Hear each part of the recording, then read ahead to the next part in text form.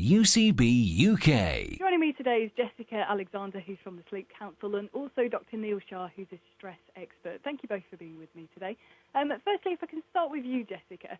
So this research has been done looking at the month of September, stress and sleepless nights. So what kind of things have been found out? Well, what we found out is that the vast majority of people suffer from stress, 90%, and 40% of those are suffering a lot, regularly, frequently or constantly.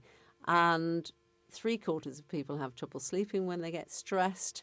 As far as time of year, there is a definite sort of rise in stress levels as autumn kicks in. We get to the end of the summer holidays.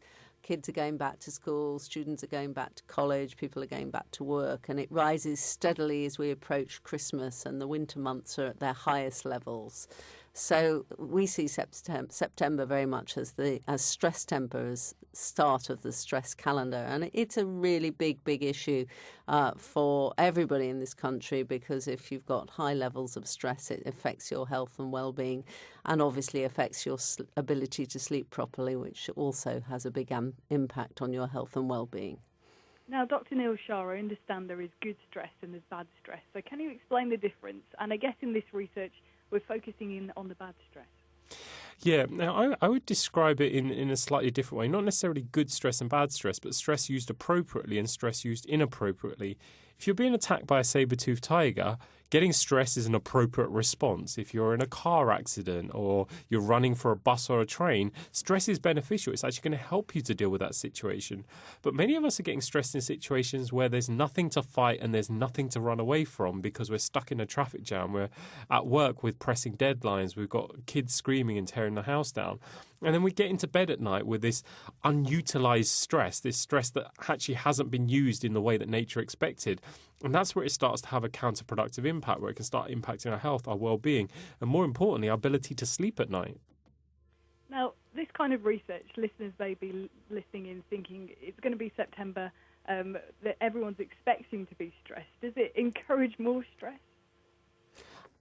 I think, yes, it's self-perpetuating. If you're getting stressed and you start to worry, then that's a vicious cycle. I mean, it's significant that, people also get stressed when they can't sleep, as well as not being able to sleep properly when they get stressed. So I think, one of the things people should be doing as they come out of the summer holidays, and the sort of perhaps change of routine is to prepare for dealing with going back into busy lifestyles by actually planning better to manage their sleep and their stress, and to set up strategies for dealing with that. Making sure they have a bedtime routine, just as you do with your kids. It's very important, just as adults, to have a wind down and relaxing routine. Making sure that you've got a really good environment for sleeping and relaxing in, a cool, quiet, dark bedroom and a comfortable bed, for instance. These are the tools to put your mind in, start putting your mind and body into the right conditions for getting a good night's sleep. And Jessica, I imagine some people might be coming back from holidays abroad, having to struggle and deal with jet lag. Is there anything that can be done to try and alleviate the kind of the symptoms of it, or even avoid it completely?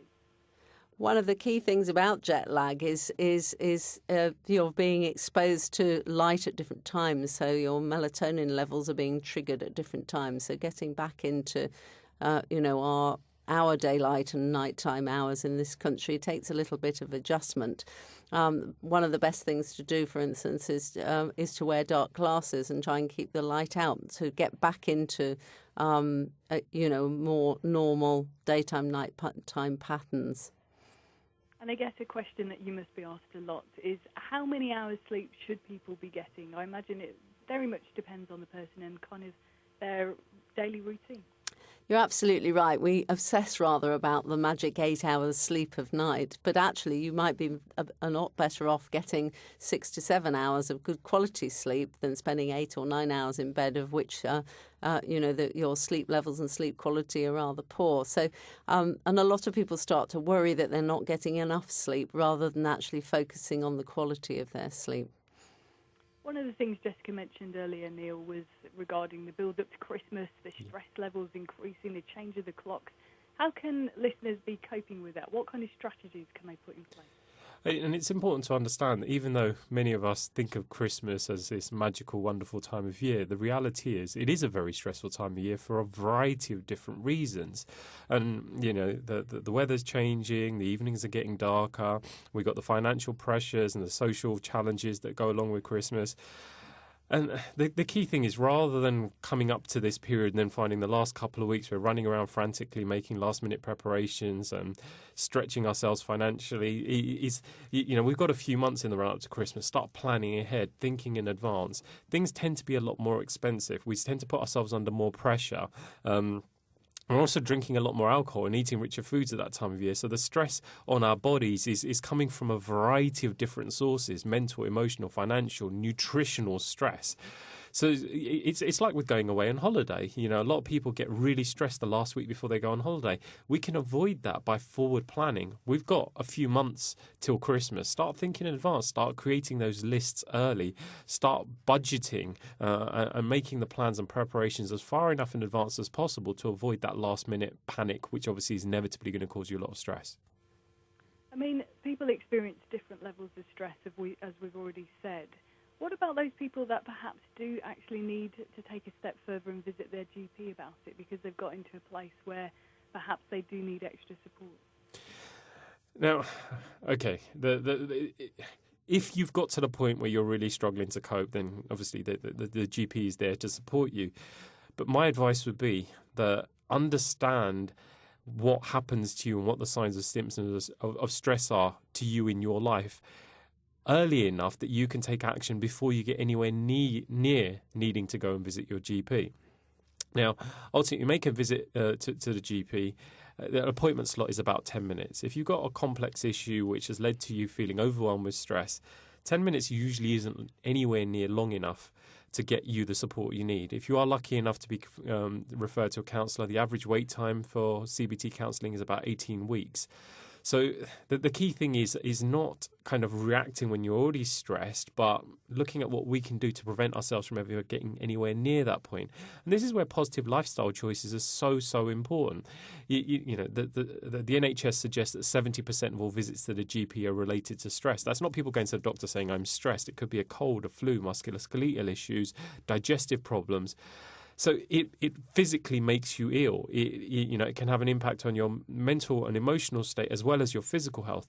So if we are taking proactive lifestyle choices by ensuring that we are exercising, we're eating well, we're staying hydrated, that we have downtime, time to relax, time to enjoy ourselves, that we are utilising some of the suggestions that Jessica had given us on how to ensure that we get a good night's sleep and actually getting rest and recovery period, hopefully will result in us never ever getting anywhere near the point where we need to visit our GP because the stress levels are such that we're starting to burn out.